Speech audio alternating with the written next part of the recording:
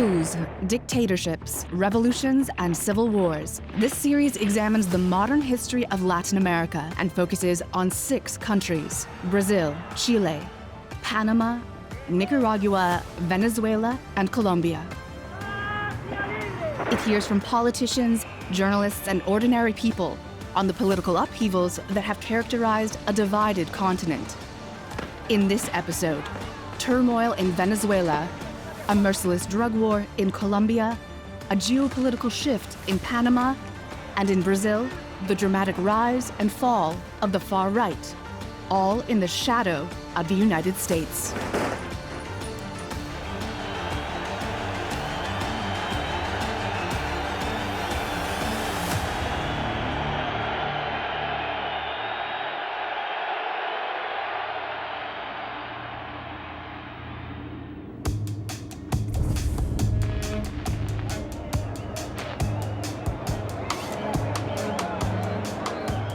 In March 1994, Venezuelan President Rafael Caldera pardoned Hugo Chavez for his coup attempt 2 years earlier.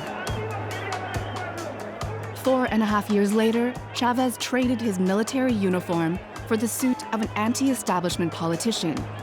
As a left-wing candidate in the presidential election, he quickly gained widespread support. Following a highly charged campaign, Chavez won the election with 56% of the vote. His victory resounded across Latin America, like that of Salvador Allende in 1970. When he took the oath of office, which in Venezuela, as in other countries, you do on the Constitution, he swore allegiance to the office and described the Constitution as rotten. Juro delante de mi pueblo que sobre esta moribunda Constitución haré cumplir, impulsaré las transformaciones democráticas necesarias para que la República Nueva tenga una carta magna adecuada a los nuevos tiempos. Hugo Chavez ushered in a new constitution, extending executive powers. And in the autumn of 2001, he introduced a series of laws aimed at transforming the country.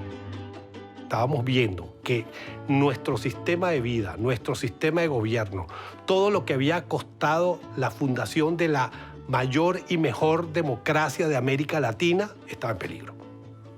Yo empiezo a hablar con varios amigos míos dentro y fuera del ejército acerca de esa situación y ya nosotros nos ponemos en una situación de que, wow, este no va a esperar, este va a hacer lo que sea para tratar de darle el vuelco al país y acabar con la democracia y entrar en un régimen comunista de izquierda.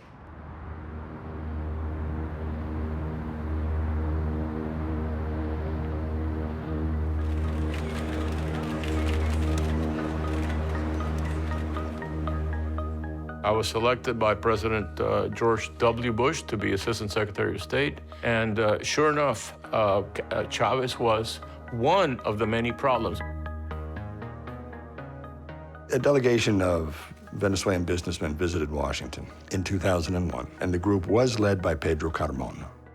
I participated in a meeting with them, with then Assistant Secretary Otto Reich, in which they expressed their concerns. Chavez is a dictator. Chavez is a communist. Chavez is anti-American. The Americans have to get rid of him. That was the concern. They wanted the United States to do something. Everybody in Latin America, publicly, they complain about American intervention. Privately, they beg for American intervention. It was our purpose to let them know that we understood their concerns and that it was in U.S. interest to keep the Venezuelan economy and its political space as open as possible. But it was not our purpose to become part of the internal dynamic in Venezuela. La derecha, los partidos de la derecha, sus líderes tradicionales, sus instituciones empresariales, sus grandes medios de comunicación, comienzan a articular una campaña con el objetivo de hacer ingobernable el país. Estoy cansado de que este hombre esté al lado de los terroristas y que nos esté apabullando y dándole el abrazo a Fidel Castro. No queremos comunismo en nuestro país, queremos libertad, queremos democracia. ¡Abajo, Chávez! No éramos los únicos. había mucha gente que estaba, como se dice en el argot político, conspirando. No creo que aquí las condiciones permitan que se pudiera repetir el caso de Chile y Allende. The battle between Chavez and his opponents centered on the country's most valuable resource, oil. Hay que entender algo. En Venezuela, la política, la economía, la historia de los últimos 100 años ha estado determinada por el petróleo. La empresa petrolera venezolana, PDVSA, era una empresa que, aunque era el Estado venezolano, no le rendía cuentas a nadie. Estos señores que manejaban el recurso que era de todos los venezolanos, bueno, actuaban como un gerente de la ExxonMobil o de la Shell. Y entonces ellos cada vez buscaban separarse más del Estado. Chavez realizes that he cannot allow PDVSA to become a state within a state. And so this is when he moves against the head of PDVSA.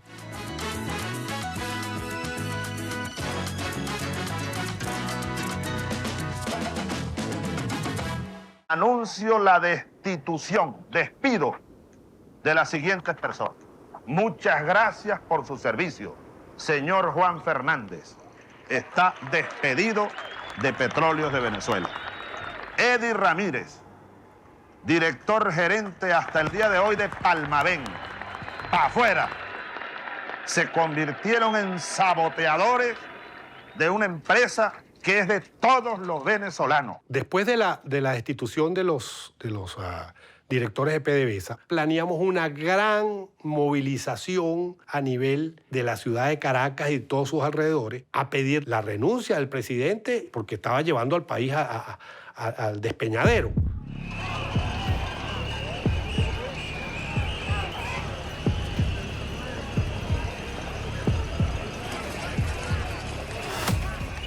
Chávez se fue al pueblo a movilizarlo porque sabía lo que estaba sucediendo. Y la gente respondió.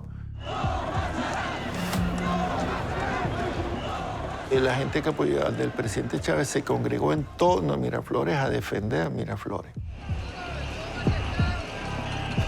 Llegó la marcha de la oposición y choca con la gente que está y comienza en esa situación de caos. 2 fuentes de disparo.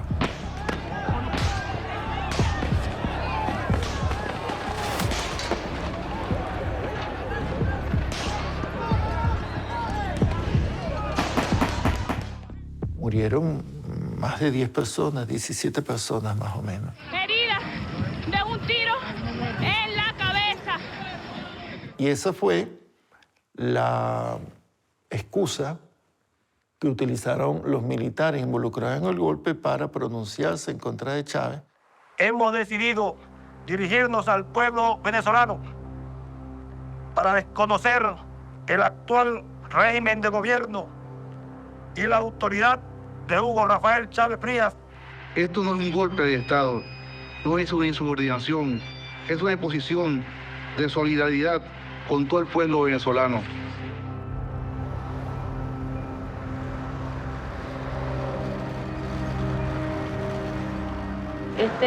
Políticamente, que quede en evidencia que esto fue un golpe de Estado. No es que él renunció, pues el presidente no renunció. Okay. No renunció y entonces va preso, porque es un golpe de Estado. ¿Qué? Que lo sepa el mundo. Que lo sepa el mundo.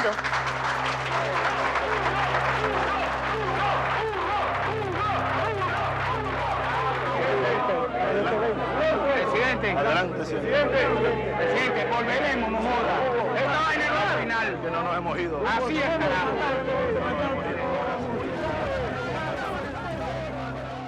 Was I glad of that? Yes. I can't say, I'm not going to lie. Chavez had become a dictator. Chavez was destroying the economy of Venezuela. Went ahead and destroyed the oil industry. El presidente estaba secuestrado, no se sabía dónde estaba. Y se juramenta el presidente jefe de Cámara, seguramente como presidente Carmona. Pedro Carmona Estanga, en mi condición de presidente de la República de Venezuela, juro ante Dios Todopoderoso, ante la patria y ante todos los venezolanos. Cuando llegó el momento de que había que salir y que había que leer el decreto donde se instalaba el gobierno de transición, nadie quiso leer el decreto. Cuando yo vi de que nadie tenía las agallas, por decirlo de la mejor manera, de leer el decreto, yo agarré y básicamente le quité el decreto al que lo tenía en la mano. Le dije, dame que yo lo leo. Y me fui y lo leí. Se suspende de sus cargos a los diputados principales y suplentes a la Asamblea Nacional. Se destituyen de sus cargos ilegítimamente ocupados al presidente y demás magistrados del Tribunal Supremo de Justicia. Esa es una imagen terrible, porque bueno, eran todos los representantes de la burguesía venezolana. Derogan la Constitución, derogan la Asamblea Nacional, derogan las leyes, todo lo derogan y se escuchaba la algarabía de todo el empresariado que aplaudía. Así como al fiscal general de la República, al Contralor General de la República, al Defensor del Pueblo. But Chávez supporters did not accept his replacement by Pedro Carmona.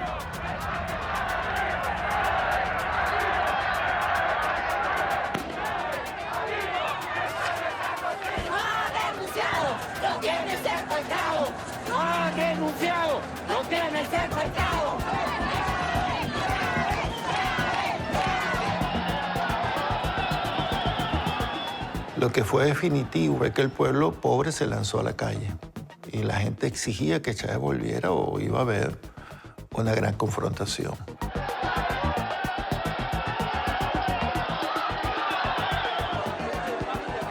En el Palacio Miraflores hay un cuerpo que se llama Casa Militar, que es el cuerpo que protege al presidente. Todos esos soldados, como todo el pueblo pobre, quería que Chávez volviera. Por eso es que en algún momento los oficiales chavistas hacen la operación de retoma del Palacio Miraflores.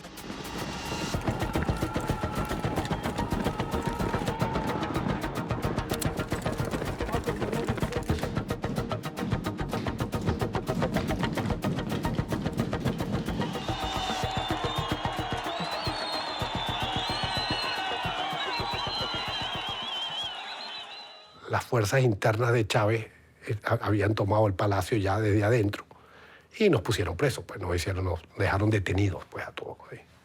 Pero realmente el objetivo de ellos era yo, porque yo era la imagen.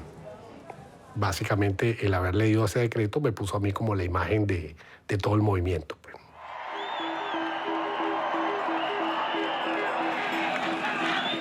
La gente le daba la cerca. Queremos ver a Chávez, queremos ver a Chávez, queremos ver a Chávez. Y de repente se escucha en el cielo un helicóptero.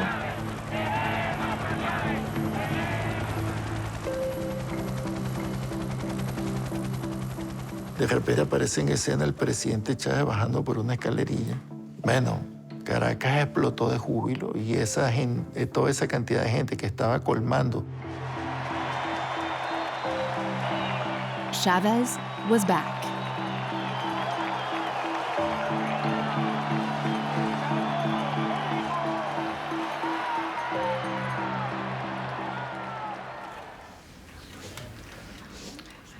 When Hugo Chavez returns to Miraflores Palace, we knew that this was going to present a very special challenge to the United States.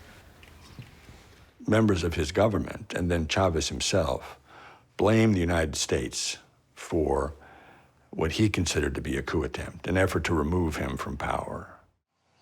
Eres un burro, Mr. Dangers. Eres un burro, Mr. Dangers. Me refiero, ustedes saben, para decirlo con todas sus letras, a Mr. George W. Bush. You are a donkey, Mr. Bush. As he returns to power, He is utterly determined that the very close relationship that had been built over decades between the U.S. military and the Venezuelan military is broken, but that also other U.S. activities that had allowed the United States to insert itself deeply into Venezuelan society and politics were also going to be broken down over time. Si algún día se te va a ocurrir la locura de invadir Venezuela, te espero en esta sabana, Mr. Danger. Come on here, Mr. Danger. Come on here. Emboldened by his return to power and fierce opposition to U.S. influence, Hugo Chavez became a polarizing figure and an icon across Latin America. Following Chavez's victory in Venezuela, several other left-wing politicians also won elections in what was called the Pink Tide. Ricardo Lagos was elected president of Chile in 2000. Lula da Silva in Brazil and Nestor Kirchner in Argentina in 2003, and Evo Morales in Bolivia in 2006. In Nicaragua, the Sandinista leader Daniel Ortega also returned to power at the end of 2006 after a controversial election. Yo nunca he creído que Daniel Ortega ganó las elecciones. Daniel Ortega nunca ha ganado una elección desde 1990 a la fecha. No es Chávez. Siempre hubo un fraude, siempre hubo una manipulación institucional. Entonces sí sabíamos lo que venía para adelante.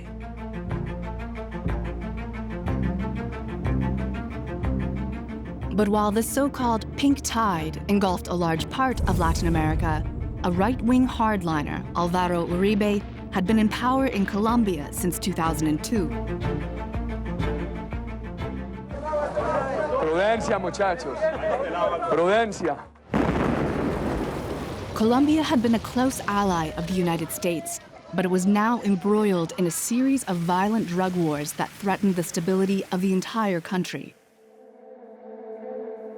When local specialist police, combined with the CIA and U.S. drug enforcement, killed Colombian drug lord Pablo Escobar in 1993, they believed that drug trafficking had been defeated. Se suponía que con la muerte de Pablo Escobar, el mundo del narcotráfico iba a sufrir un duro revés, pero desafortunadamente no es así. El narcotráfico siguió funcionando. Aparecieron otros carteles, aparecieron otras organizaciones. Los movimientos subversivos de la época se percataron de un momento a otro de la calidad del negocio y de las grandes ganancias. ¡Cumpliremos! ¡Por la paz! ¡A luchar y a vencer! Nosotros aspiramos es a la participación en igualdad de condiciones, en el disfrute, en el goce de las riquezas, de los bienes, de las cosas buenas que tiene este país. A left-wing group called the Revolutionary Armed Forces of Colombia, known as FARC, had been fighting in the Colombian mountains for decades. During the 1990s, they adopted a new means of funding their activity.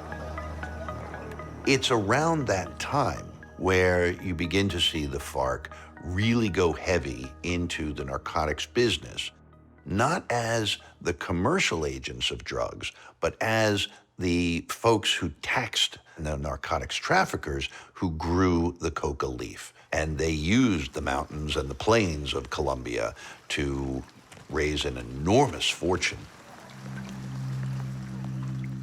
Los narcotraficantes empezaron a buscar y a organizar compañías y personal armado para poder enfrentar a la guerrilla que quería hacerse al negocio del narcotráfico.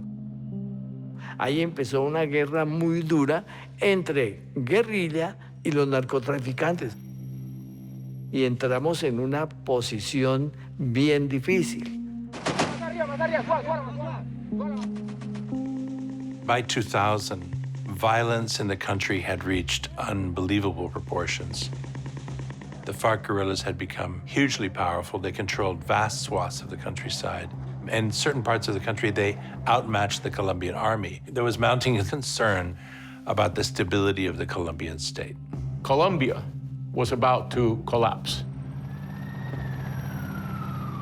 The question in Washington was, who is going to catch it? The paramilitary, narcotics traffickers, the Marxist-Leninist guerrillas, maybe the military? Somebody's going to catch it, but it's going to fall.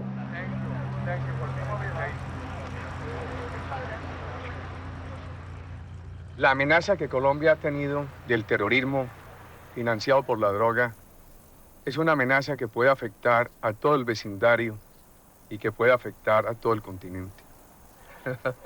We're going to, I told him I understood him. We're going to go eat. Thank you very much. Appreciate you. Thank you. Gracias. Carne. Carne, wow. There was a general recognition by the Colombian government that the FARC had to be defeated militarily. Before it would ever come to a table, literally, it had to be bloodied. And that's where the United States came in.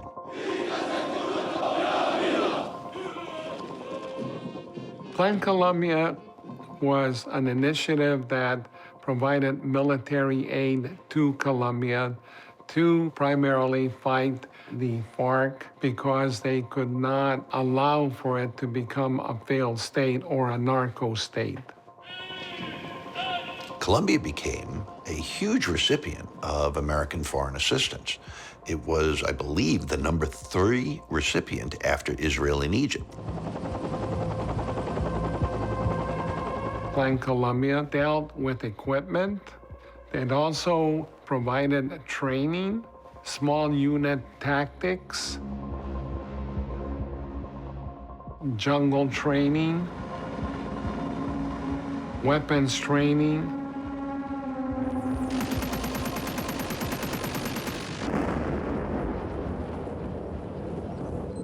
At the same time, the Colombian army came up with a system aimed at essentially increasing the body count by rewarding with financial incentives soldiers that killed guerrillas. And so for a number of years, thousands of innocent civilians were being killed by Colombian soldiers and officers and then presented as guerrillas in return for financial benefits. It's long been my conclusion that when it comes to Colombia's extremely dirty war, that successive U.S. administrations knew what was going on and simply looked the other way because Uribe's types of violence was effective. I recognize that there were many, many human rights violations. I also recognize that Plan Colombia brought peace. It demobilized. The FARC no longer exists. But I also have to ask myself honestly, did we make any dent in the drugs? And I think anybody who looks at the problem honestly has to say no. Going back to the Cold War, the greatest external political influence across Latin America was always the United States. But in 2017, a new geopolitical rivalry began to emerge as China showed its face for the first time, where the Americans least expected. Panama is still the most pro-US country in the region. By the time I arrived in 2016, the Panamanian Canal had literally become a non-issue.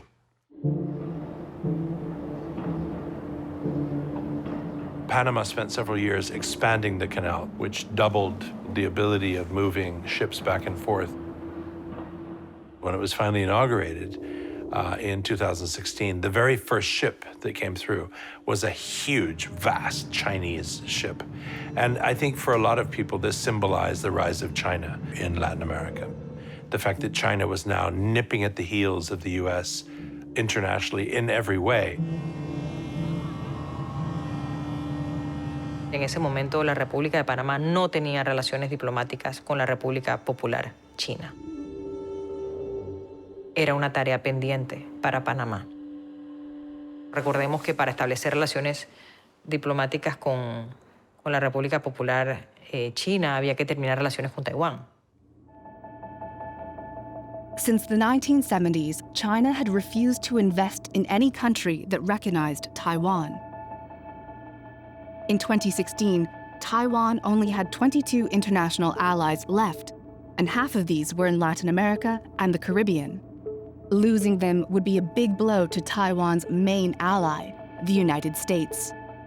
What worried the United States is that it could precipitate war between the United States and China because, as support for Taiwan goes to zero, the Chinese are going to think they can move militarily at no cost to themselves.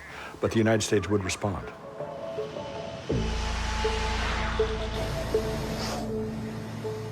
This is President Trump in the first 6 months in office. He has a decided anti-China bent. Delaware lost 1/3 of its manufacturing jobs since China entered the World Trade Organization in 2001. China's going to have more respect for us. They have no respect for us. They think we're a bunch of dummies. I had asked President Varela if they were thinking of normalizing relations with Beijing and dropping Taiwan. He told me, he said, John, you know that I believe we should have relations with China, but no, we're not engaged in that right now, and we will let you know. Pongo como contexto que hubo gobiernos antes del nuestro que intentaron establecer relaciones diplomáticas con China. Y ese esfuerzo se cayó. Pienso, y es la información que tengo, que se cayó por presiones externas. Razón por la cual decidimos que manejaríamos con suma confidencialidad las conversaciones. After several months of secret negotiations, the Panamanians and the Chinese were finally ready to make their rapprochement official in June 2017. Esa tarde, alrededor de las 4 de la tarde, el embajador Philly llama al presidente Varela. Y el presidente Varela toma el teléfono y le dijo, no puedo hablar contigo en este momento, estoy grabando un mensaje. Y John Philly le dice, con relación a China, y el presidente le contesta, correcto. And I literally said, you what? And he said, yeah, we'll talk about it later, Desde el Palacio de las Garzas, el excelentísimo señor presidente de la República, Juan Carlos Varela Rodríguez, se dirige a la nación. Me dirijo a la nación el día de hoy para anunciarles que hemos tomado la decisión de establecer relaciones diplomáticas con la República Popular de China. La vicepresidenta y canciller de la República, Isabel de Saimalo Alvarado, se encuentra en Beijing para finalizar las negociaciones. And my first words were, ¿qué está haciendo, señor presidente?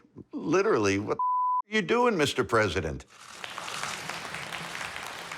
Comprendo que ese fue un trago amargo para el embajador Philly. No haber podido notificar a su gobierno con más tiempo.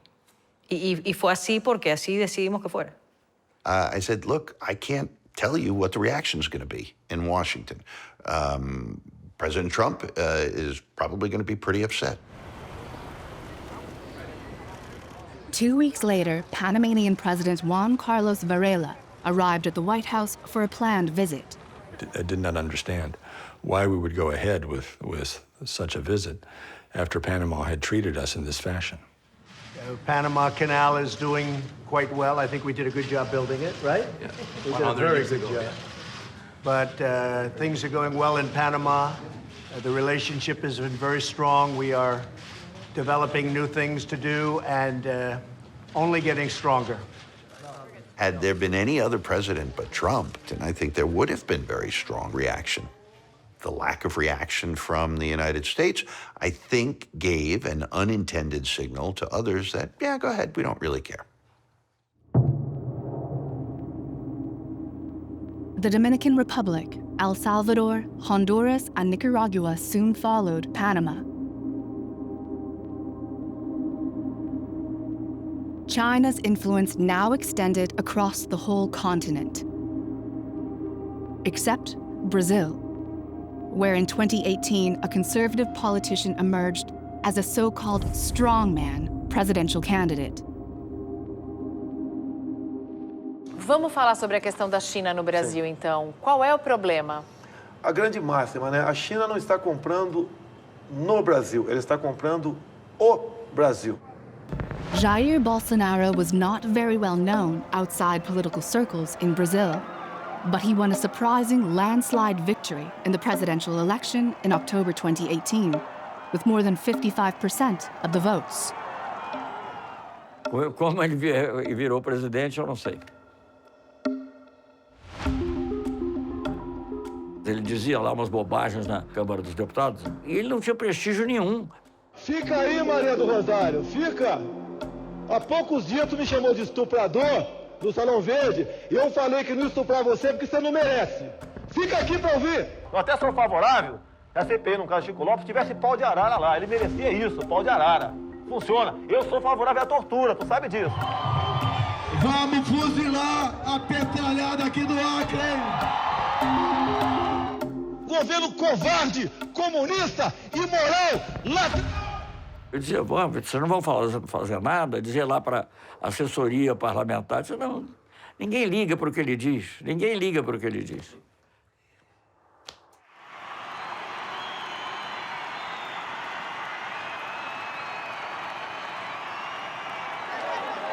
É mito! É mito! É Bolsonaro! He came along at the right time. The country had been through crisis after crisis. You had the corruption trials against former President Lula. He eventually ended up in prison. Corruption scandals right and left. Brazilian people no longer believed in the political system and the parties that had been running the country. There was a sense that everything was corrupt. And he came along with a very simple message that he was going to clean house, drain the swamp. Very similar to Trump. In fact, he became known as the Trump of the tropics, and very quickly, once he was in office, made common cause with Trump. He's doing a fantastic job, great job. Brazil loves him, and the USA loves him. Great job. Thank you very much. But in 2020, the COVID pandemic changed everything. Caso fosse contaminado pelo vírus, não precisaria me preocupar. Nada sentiria ou seria, quando muito, acometido de uma gripezinha ou resfriadinho. Bolsonaro's handling of the pandemic made Brazil one of the hardest hit countries in the world, with over 700,000 reported deaths.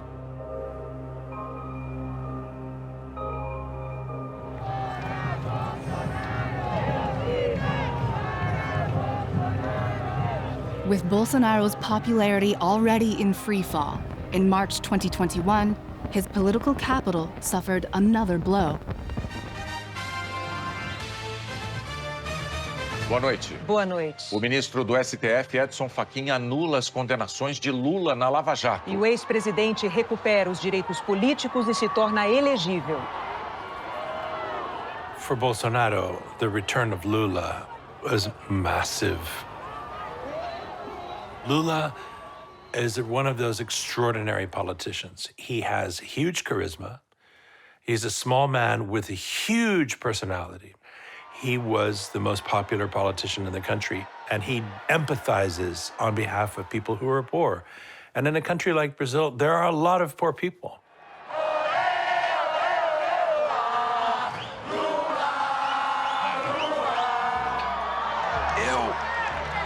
De bem com a vida e vou lutar nesse país. Nós já provamos que é possível governar para o povo mais necessitado. É uma questão de honra a gente recuperar esse país. When Lula's rehabilitated politically, his poll numbers shoot up. And it looks as if the elections are going to be a runaway. That Lula will gain 60% of the vote, and God knows how much Bolsonaro will get. Não pode os mesmos que tiraram o outro cara da cadeia, tornar elegível, ser as mesmas pessoas que vão contar os votos. Vocês veem, no mundo todo, observadores eleitorais. O Brasil vai receber de novo. Vão observar o que no Brasil? O que tem de palpável para eles observar? Brazil has electronic voting systems which have worked very well over time and which have allowed for almost immediate results. The system is that good. This is what worried President Bolsonaro and his team. They were trying to present the idea that these machines were not reliable and that it was better to go back to something physical, like paper ballots. And that, of course, raised alarms in Washington because of it seemed so similar to what had happened in the United States. With the turn of a dial or the change of a chip, you can press a button for Trump and the vote goes to Biden. What kind of a system is this? We have to go to paper. In the summer of 2021, Bolsonaro put forward a constitutional reform to bring back paper ballots. While legislators were studying the project, he sent them a sharp warning. Desfile de tanques ali era quase como cruzar o Rubicão. Quando as tropas de César atravessam o Rubicão e entram em Roma, foi o fim da República Romana, porque foi a prevalência do poder militar sobre o poder civil. E, portanto, nós atuamos para tentar barrar essa emenda constitucional. The electoral reform was narrowly rejected, so Bolsonaro decided to change tactics and involve his international allies, including the new U.S. administration led by President Joe Biden. The real turning point came, I believe it was in July of 2022, when he brought in the diplomatic corps to the foreign ministry and gave a speech where he described what he saw were flaws in the voting system.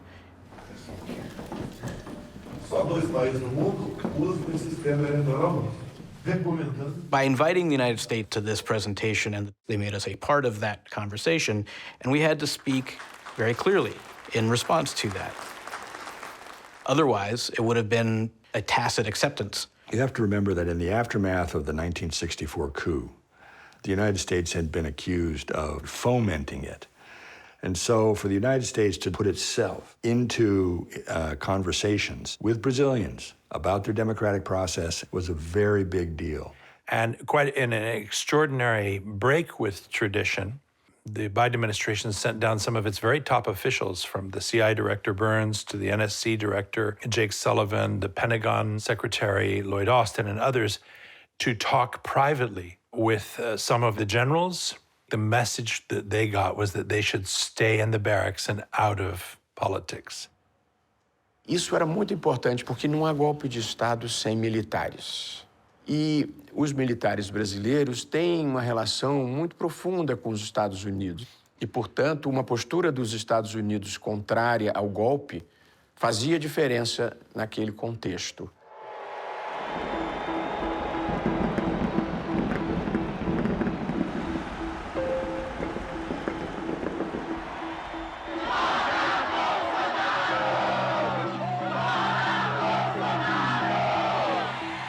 Não é possível um povo tão bondoso, um povo tão carinhoso, um povo que gosta de música, um povo que gosta de samba, um povo alegre, sofrer tanto por um governo fascista. E eu estava lá naquele palco que havia várias pessoas emocionadas com a vitória. Mas a contagem foi muito apertada. E isso realmente nos deixou bastante tenso.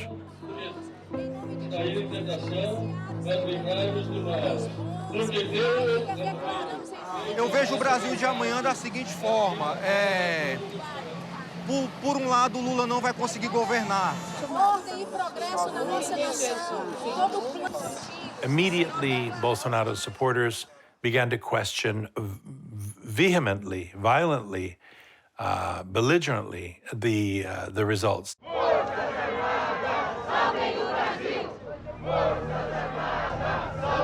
They blocked roads, they camped out in front of military barracks, and they openly called for the military to seize power. This continued, this carried on until on the 8th of January.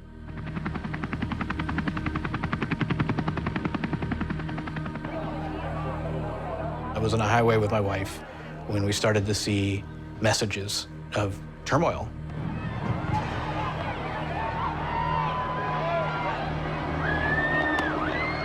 I watched much of it on television. And what struck me was this is a mob.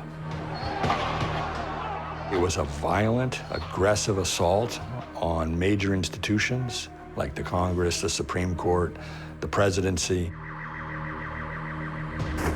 It was saddening more than it was shocking because we knew that it could happen. And because it had happened in Washington.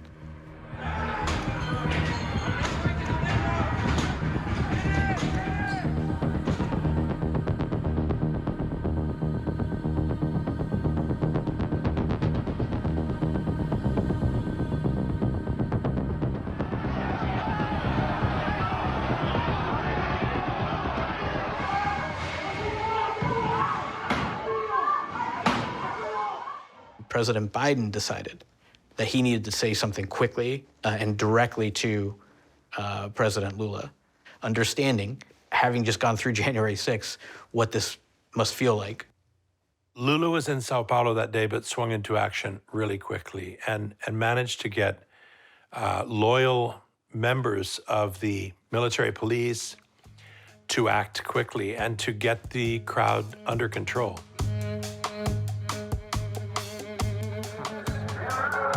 Pessoal, bora avançar devagar, lá, usando estoque errado. E tá saturado o ambiente. Moral, porra, bora lá!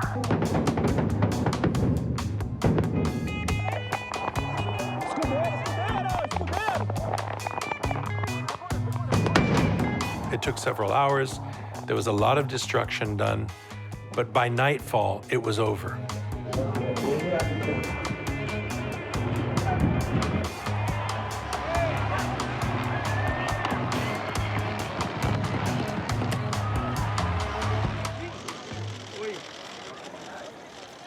That same evening, Lula da Silva organized a demonstration of unity. He invited political figures from all sides to march with him across the Three Powers Plaza, linking the presidential palace to the Supreme Court. Portanto, foi um momento simbólico muito importante, porque a democracia foi atacada, mas permaneceu inabalada. Bolsonaro's brand of far-right populism may have been thwarted in Brazil. But now, all over the continent, democracy was under attack, as was the rule of law. So-called strongmen were on the rise.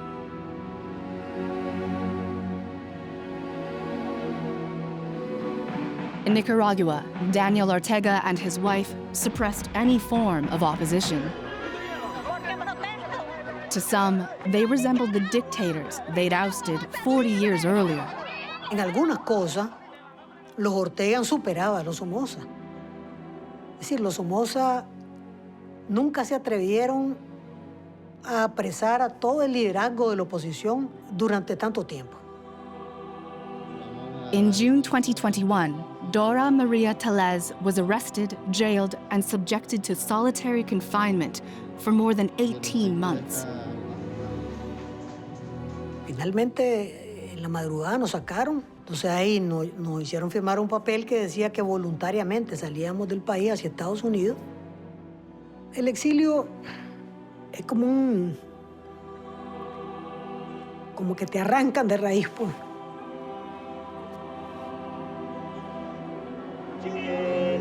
Chile was still haunted by the ghost of General Augusto Pinochet, and despite the return of democracy, remained a fractured country.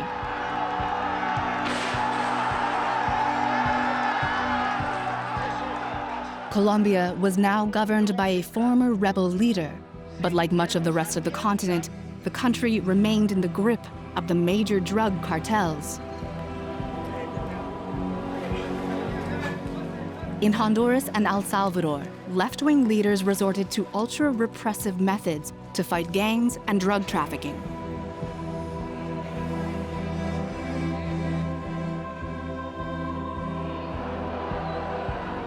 And in Venezuela, Chavez ruled until his death in 2013. leaving a divided nation in the hands of his loyal successor, Nicolas Maduro. He inherited a country already heavily divided and damaged, economically, politically, and socially. El caos económico, la violación de la Constitución y la violación de los derechos humanos ha provocado que 7,7 millones de venezolanos dejen el país. Toda la generación que se crió con Chávez, que le dimos programas sociales, todos están en la pobreza más absoluta. There were years of economic collapse, disputed elections, and international sanctions. But through it all, Maduro clung to power, tightening his grip on the state. Until the night of the 3rd of January 2026. After months of threats and pressure tactics, the United States bombed Venezuela, toppling Maduro, abducting him and his wife, Celia Flores. They were taken to a detention center in New York, where Maduro was indicted on charges of narco-terrorism and conspiracy to import cocaine. Ladies and gentlemen, the President-elect of the United States, the Honorable Donald John Trump. During his inauguration, Donald Trump threatened to roll back on Latin America's biggest win of the last 60 years, the restitution of the Panama Canal. Panama's promise to us has been broken. And above all, China is operating the Panama Canal, and we didn't give it to China, we gave it to Panama, and we're taking it back. In late January 2026, Panama's top court ruled that the contracts allowing a Hong Kong-based firm to operate the Balboa and Cristobal ports were unconstitutional. Beijing says the ruling is absurd and shameful, and warned that Panama will pay what it called a heavy price. Latin America has shown, once again, the vicissitudes of living in the shadow of the United States.